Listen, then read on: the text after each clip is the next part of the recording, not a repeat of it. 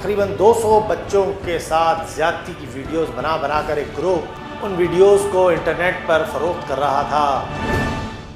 انسان اگر روحانی اعتبار سے ترقی کرے تو پھر فرشتوں سے بھی بہتر ہو جاتا ہے، اور یہی انسان اگر اپنے روحانی تنزلی کا سفر طے کرے تو پھر شیطان سے بھی بدتر بن جاتا ہے۔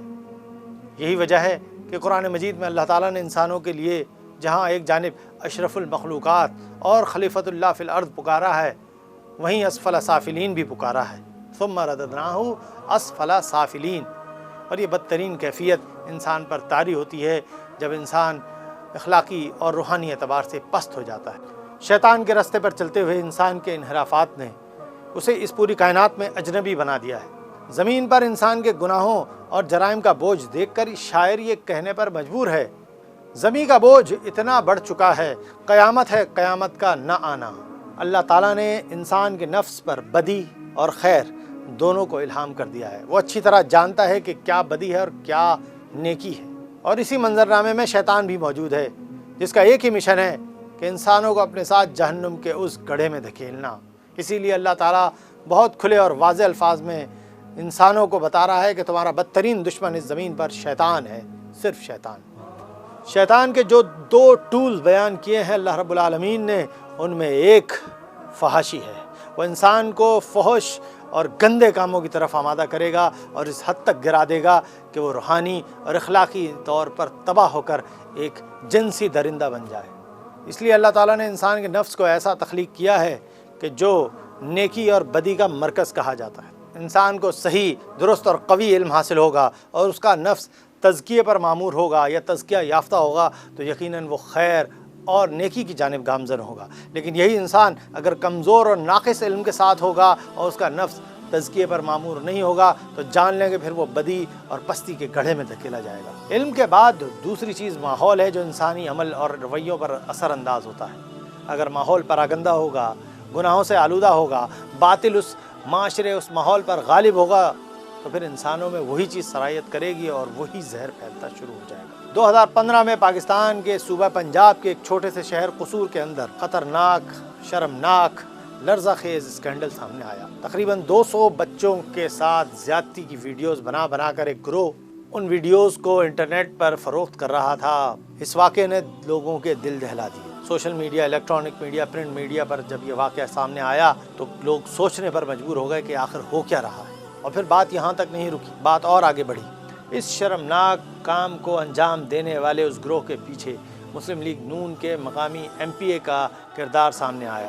بات یہاں نہیں رکی، اس کے بعد تواتر سے قصور کے اندر ایسے بے شمار کیسز سامنے آنا شروع ہوئے، یہاں تک کہ 7 سالہ معصوم زینب کا کیس بھی سامنے آ گیا۔ زینب کے اغوا، زیادتی اور قتل کے کیس نے پورے ملک کو جھنجھوڑ کر رکھ دیا۔ سوشل میڈیا، الیکٹرانک میڈیا سب ایک آواز ہو کر زینب کے قاتلوں کو پھانسی دینے کا مطالبہ کر رہے تھے، اور پھر وہ قاتل پکڑا بھی گیا اور پھانسی بھی ہو گئی۔ لیکن واقعات کا سلسلہ نہیں رکا۔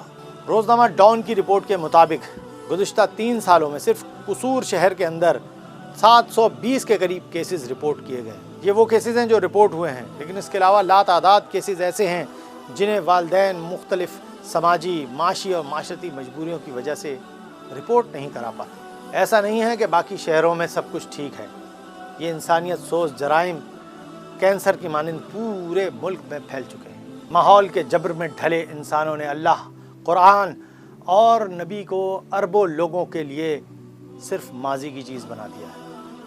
اس جبر نے انسان کو روحانی زندگی کے تصور سے محروم کر کے نفس کا غلام بنا دیا۔ اس جبر نے انسان کو سیاسی، معاشی اور جنسی حیوان بنا کر طاقت اور مال کا پجاری بنا دیا۔ مغرب نے خدا اور مذہب سے انکار کے بعد جو دنیا تخلیق کی ہے وہ بلا شبہ ترقی یافتہ تو کہلائی جا سکتی ہے، لیکن اخلاق یافتہ بالکل بھی نہیں ہے۔ اس کا ایک ثبوت پورنوگرافی کی شکل میں مغرب میں پیدا ہونے والا جنسی حیوانوں کا ایک طوفان ہے۔ انسان جب بھی الہامی تعلیمات، اخلاقیات سے دور ہوگا ایسی ہی پستی میں جا کر گرے گا۔ جان لیں، تقوی اور خوف خدا کے سوا کوئی طاقت انسان کو جنسی حیوان بننے سے نہیں روک سکتی۔ انٹرنیٹ اور ہمارے ذرائع ابلاغ کے رستے سے یہ طوفان ہماری سرحدوں میں تباہی پھیلا رہا ہے۔ जिन बातों को हम आज से 20 और 30 साल कबल तसव्वुर नहीं करते थे, वो आज आम होती हुई हमें सामने नजर आती। इसी पाकिस्तान की बात है जहां 1980 की दिहाई में अगर टीवी अनाउंसर के सर से दुपट्टा उतर जाता तो लोग एहतजाज करते नजर आते। जान लें कि जिन बातों को हम नामुमकिन तसव्वुर करते हैं, अगले 5 और 10 साल के अंदर वो आम होती हुई नजर आएंगी। सवाल यह है कि हमें क्या करना है। क्या हम इसी तरह तबाही और बर्बादी की मंजर कशी करते रहेंगे? क्या इसी तरह हम अपने मासूम बच्चों की लाशों पर नोहा करेंगे, सोशल मीडिया पर ट्रेंड बनेगा और फिर बात अगले घंटे गुजर जाएगी?